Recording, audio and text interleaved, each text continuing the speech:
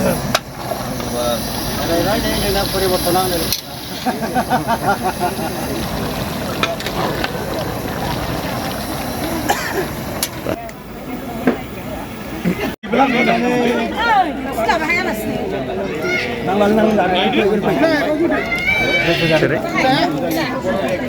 enam.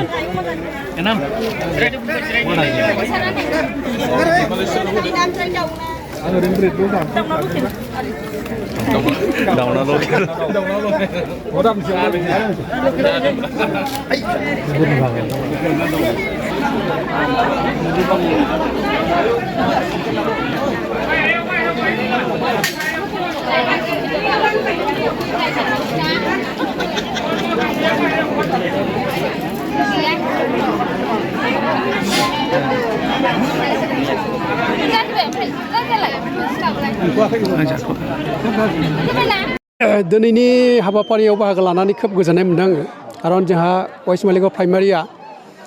थांनाय बिसायख'थियाव जे जोंनि रायजो राजाफ्रा गावबागाव मूल्यबान भटखौ जे इउपिपिएलनो होबाय जयन्त बसुमतारिनो होनाय जाबाय इउपिपिएल माने एनडिए आरोखि दा बे हिसाबै देरहानायबो जादों वेस्ट मालिगाव प्राइमारि हिसाबै दा बे हिसाबै जोंनि प्राइमारि कमिटिया रायजो राजाफोरखौ लानानै मोनसे गेट टुगेदार खालामनाय जादों जास्ट एसे साहा लोंलायनाय बेदर जालायनाय खालामनाय जादों खारन रायजो राजाफ्रा गावबागाव मूल्यबान भटखौ जोंनि एनडिएनि एबा इउपिपिएलनि दैदेनगिरिफोर खावलायनाय बायदि ट्रेक्टराव भट होनानै देरहाहोनाय जादों दा बे हिसाबै जोंहा रायजो राजाफ्रा मोनसे खोब मोजां मोननायजों लोगोसे प्राइमारि कमिटिखौ मोनसे खावलायनाय जादोंमोन नामा जे साहा लोंलायनाय खालामनो हायोबा मोजां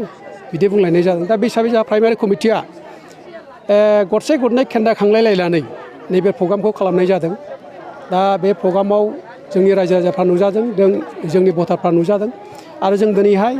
रायलायनाय जादों थांनाय बिसायख'थियाव जोङो माब्रै जों भट मोनलायनाय जाखो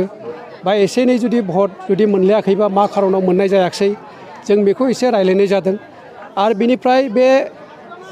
रायलायनायनि गेजेरजों इयुनावहाय जोंहा प्रमद बर'नि दैदेननाय बे दैदेननायावहाय आरोबाव जोंहा 15-20 बोसोरसो जोंनि सरकारखौ लाखिबावनांगौनि थाखाय जोंनि रायजो राजाफ्रा मोनसे लुबैदों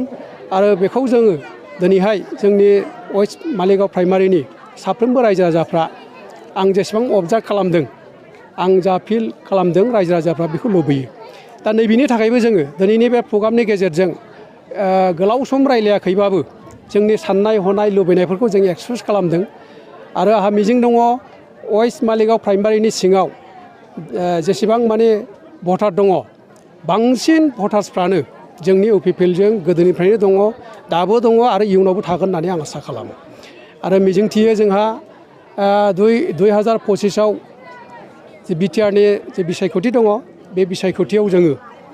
वेस्ट मालिगाव प्राइमारिनिफ्राय गोबां भट मोनगोन आं बेखौ फोथायदों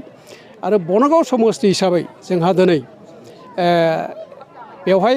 जे लकसभानि बिसायख'थिबाबो बिटिसि समस्ति हिसाबै जों दिनै देरहादों आरो बेहाय जोंहा 3 पलिं स्टेशनखौ जोङो हिसाब मोननाय जायाखै सिखुनजरा जे मोनसे पलिं स्टेशन मागुरमारि हाइ स्कुलाव मोनसे पलिं स्टेशन आरो लोगोसे बागिसा क'क्राझार बागिसा बे 3 पलिं स्टेशननिफ्राय जोङो दिनै भटखौ मोननाय जायाखै खारन मेसिना गाज्रि आङो जुदि बे 3 पलिं स्टेशनखौ जुदि मोनबावोमोनबा आङो आसा खालामदोंमोन मा 22-23 हाजारसो जों भट मोनगोन आं बिदि आसा खालामदोंमोन नाथाय बे 3 भट केन्द्रखौ जों हिसाब मोनाखैबाबो 21 हाजारनि बारा जों दिनै भट मोनदों आरो जोङो बनगाव समस्तियाव जों देरहादों आङो खोब गोजोननाय मोनदों दिनैहाय जोंहा फिसा मोनसे आयोजन खालामदों जे सुखु दुखुनि मोनसे आयोजन बे आयोजनखौ जोंहा प्राइमारि कमिटियानो बानजायदों आरो रायजो राजाफ्रा जोंनि भटार्सफ्रा बेवहाय बर'आनो होन आदिबासियानो होन नेपालियानो होन जों बयबो बाहागो लादों आरो आङो बे बाहागो लानायखौ नुनानै आंहा मोनसे बिसास दङ आरो इयुनाव बिथांमोननि गोसो गोरबोआ इउपिपिएलजों जे थाबाय थागोन आं बेखौ माने मिजिंथिदों मोनसे गोजोनथाव खौरां बिए-सेथि सेमिस्टारनि थाखाय गसाइगावनि जारागुरि गबिन्द बसुमतारी कलेजाव मुं थिसननाय हाबाफारिया सोलिगासिनो दं। गिबि 100 फरायसाफोरनि थाखाय स्पेशल अफार आरो गुबुन गुबुन रोखोमनि बेसेन नाङै क्लासनि सुबिदा होनानै मुं थिसननाय हाबाफारिया सोलिगासिनो दं। बे फरायसालियाव फरायसाफोरा गावनि गोसोबायदि आयदाखौ सायख'नानै लानो हागोन। लोगोसे basic computer class, self defence आरो स्पकेन इंलिश क्लास बायदि सुबिदाफोरखौ बेसेन होआलासे फरायसाफोरा सोलोंथाइखौ लानो हागोन। लोगोसे बे फरायसालिमायाव गासैबो फरायसाफोरनि थाखाय फ्रि बास सार्भिसबो होनाय जादों। लोगोसे गासैबो थाखोनि बिजाबजों बुंफबनाय बिजाब बाख्रिनिबो सुबिदा दं।